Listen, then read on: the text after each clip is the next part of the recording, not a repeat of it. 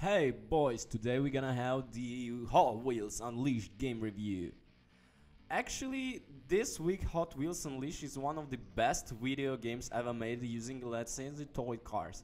To be fair, the specific concept isn't necessarily common in gaming, but Codemasters' legendary Micro Machines series holds a lot of water for a certain type of arcade racing fan. That's decent company to land in. Yet, while handsomely modeled toy cars and cute environments might look like a basic for a newbie-friendly racing, it's not the cause here. In my week of testing the game ahead of its launch this week, I found that Hot Wheels Unleashed feels like a Micro Machines skin on top of the modern hardcore learning Trackmania series. That's not bad a thing, and I had good enough time with Unleashed to write about its art, as I think some people will really enjoy what's going on here. But you all have a better time with HVU going into a fully aware of weird and tricky design decisions, along with the quotables about in-game economy of cars and tracks. Hot Wheels Unleashed throws back us to an older arcade racing era by opening with very few racetracks to select from a campaign that you must play through to unlock many of game contests. You start with 3 randomly selected toy cars, which are split between Hot Wheels facsimiles of real-life cars and the company-owned toys. The larger pool range from sedans to race cars, from Kid Knight Rider to dinosaurs with wheels. With every campaign level you beat, you unlock coins, which can be spent on new cars, gears, which can upgrade your existing cars. Every racetrack in Unleashed combines a repeal room and a series of recognizable plastic Hot Wheels tracks. Usually bring orange or blue. Imagine going into someone's garage, then routing a nearly infinite budget of plastic straightaways, curves, loop-to-the-loops and more throughout the space, while also occasionally using that wet geometry as a part of given racing line. That's HVU. The David Milestone long-time makes of the MotoGP series have stripped pretty much all Mario Kartness out of this colorful affair.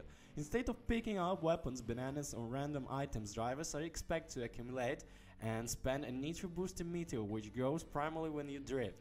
Tap the brakes in the middle of this high speed run and you go into a drift with feels arcade, but not entirely unrealistic. It's more Forza Horizon than Ride Racer or Mario Kart.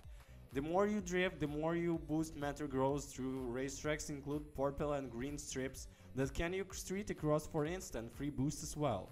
The result of the sheer driving level is mostly blast. Driving around an utterly bent curve of plastic tracks feels good, because it's accompanied by a legitimate sense of speed, a clear formula for your specific car handling to optimally drift, and the satisfying whoosh of tapping your boot button after a successful drift into a meaty straightaway. A milestone has bring in years of racing game development to bear and build its own incredible racetracks with the Hot Wheels universe, especially when the tracks alternate between plastic construction and the real-world environments. I can really say I've found any outright scenery among the 40 built-in tracks, through they rely on some same plastic construction and 5 frequently usually what since kills the track's ability to stink in my mind as recognizable favorites. Once again, I'm racing around the Hipsbury basement with a pool table, a gaming desk with a variety of plastic tracks that include loop-to-the-loop and wild nitro-filled turns, and can start all blur together. Additionally, the physics model of the small cars going at high speeds over bendy tracks is arguably too realistic, at least in terms of car flying off the track at moment's notice and requiring hold Y to restart. Prompt. Unleashed momentum comes to a scratching halt in these moments, and without a legitimate tutorial that explains funny car series physics that leads to a rage including learning experience. Some of upside down moments include electric tracks that keep your car wheels planted, but that's an exception. A decent amount of game requires keeping an eye out for sudden elevation change that might send a track off the track, should it boost at the wrong time. Worse, HVU lets player rotate their car while flying in midair, so you can do less fun 360-degree sprints while taking an unexpected leap over a hilarious thrilling gap. But there is no way to fudge your mid-car trajectory toward a pretending landing spot should you rush to the wrong angle.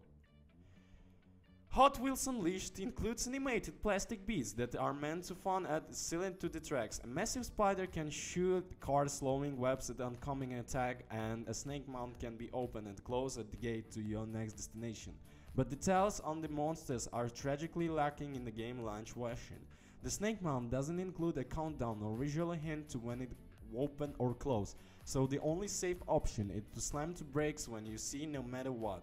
The spider webs are typically abetted by computer-aided cheating, which means they usually land directly in a racing path with too little time to serve out of the way.